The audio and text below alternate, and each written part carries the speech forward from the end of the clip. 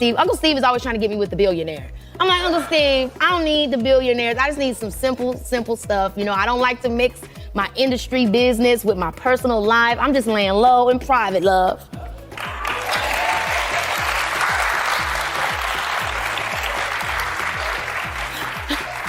Uncle Steve ain't trying to get you with no billionaire. He trying to get you with somebody that has a plan to have something. That's what I keep trying to get you to do. You can't quit bringing these. Uncle Steve love billionaires. I'm gonna just tell y'all, he do. Anytime I see Uncle Steve out, he's like, now I got this guy. He got a net worth of 300 zillion. And y'all can really create generations of generations You need of something zillionaires. with somebody with something. Quit trying to give a boy your lifestyle and he ain't earned it. Speak up when I hop about a car, I promise I'm gonna speak up when I hop about a cut, I promise I'm gonna speak up. Excuse me, I'm a little bit under the weather, but I did want to speak on this in terms of what I have been saying all along when you deal with dust. Kiki Pama, 30, reportedly claims in documents obtained by a U.S. weekly that she has security camera footage from an incident on November 5th where Jackson trespassed into her home without her knowledge or consent and threatened her before lunging at her neck, striking her, and throwing her over the couch and stealing her phone. It goes on to say that she has reported many instances of physical violence with Jackson, which allegedly included destroying her personal property, including her diaries, her prescriptions, her eyeglasses, throwing her belongings into the street, throwing her car keys to prevent her from driving away, hitting her in front of their son, spewing profanities about her to her son, threatening to unalive himself with a gun if she left him, harassment, and other physical and emotional abuse. Billionaire, he trying to get you with somebody that has a plan to have something. That's what I keep trying to get you to do. You can't quit bringing these. Uncle Steve Harvey tried to tell her. And see, the unfortunate part is Steve Harvey will not reveal the true nature of the male that is going to help a woman understand why she cannot, even if she doesn't want to mix business with pleasure, she cannot be with a man who has less than her financially. Because regardless of how evolved we think we are, and no matter what your man is saying to you when you are private and pillow talking, there are certain innate genetic codes in males that are going to grapple for power. Steve needed to tell her that the power dynamic is going to be all off. The power dynamic being off is always going to put you in a situation where the man is going to feel like he got to do extra to conquer you. See, this is what happened when you deal with dust. It was the words of the late Kevin Samuels, who said, and I quote, "Men don't give a fuck about fairness. What they care about is conquest." Now, if men can hang off of every word that Kevin said to manipulate, bully, and coerce women into settling for less, please believe me that there was some truth sprinkled in there too. So obviously the goal was to conquer women and pull them down enough so that they become available to these men out here who ain't getting any. Okay? Who don't know how to talk to women, who don't know how to approach women, who need a woman but can't keep or get the interest of a woman.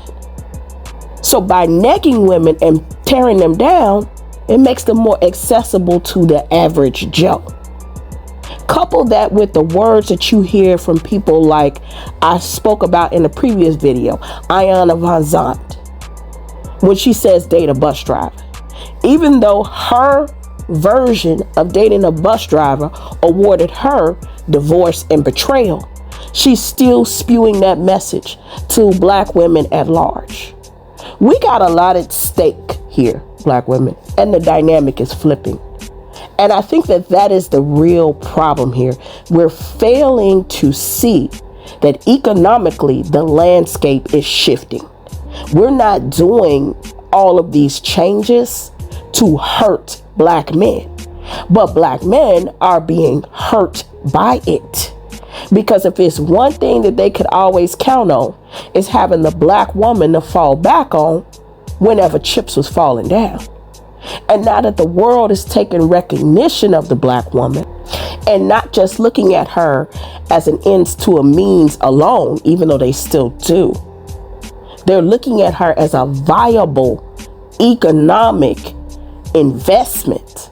Check out Goldman Sachs investing $10 billion in black women entrepreneurship because they see this as a market and they see this as black women contributing to being the backbone of the community. But wait a minute, let our men tell it, we're the ones who destroyed the community. But wait a minute, let our men tell it, Charleston White got the game. But wait a minute, didn't Charleston White say it's black men that's destroying the community? Who's destroying the black family? I say the black man. When daddy show up saying I'm this kind of man, and mama believe him, and daddy find out to be a lying motherfucker, what white man is involved in that? What system? Come on now. If you go back and ask your mama, why you and daddy not married? She ain't gonna say no white man. No, she not. Come on now. No, she not. She gonna say your daddy left me. Your daddy got caught cheating with another woman. He had another baby over here. He used to beat me. So everybody seems to be in agreement of the progression and evolution of the black woman, except for the black man. And I believe that his words are truly not genuine. They're quite disingenuous. What it is he sees that we are evolving and being able to operate in this world that he is not as easily able to operate in. Now, we struggle in this world, but we learn the rules of the games and we play it pretty well. Unfortunately, they're not having the same luck on a large scale basis. And even if they are a hair ahead of us, keep in mind, it's just a hair ahead of us. This is just me speaking logic and facts. And the logical truth is that our men are not far enough ahead of us to create a power dynamic that would cause them not to feel threatened by our movements. If power is as important to men as love is to women, what you're going to find is men will either want to hoard the power for themselves, or they will try to control the power base. Now, sadly, if this is true of KeKe Palmer, this is not surprising because domestic violence is inextricably linked with poverty. And we know that through the statistics. So where is all these great and wonderful poor men who women are just overlooking because they have average jobs and average employment? No, that comes along with something. A lot of these men who are of these lower grade classes, they feel low. Okay? They have very big egos. This is why a lot of women in situations with men who don't make or do as much as they do, they almost have to stroke their man's ego and exalt him to a godlike status. Take Fantasia, for example. She has to exalt her man to a godlike status when there's no evidence. But see, in a male's mind, she's doing the right thing, especially in the male's mind of the most downtrodden men. But what I'm telling women to understand is there's one or two things that's gonna happen.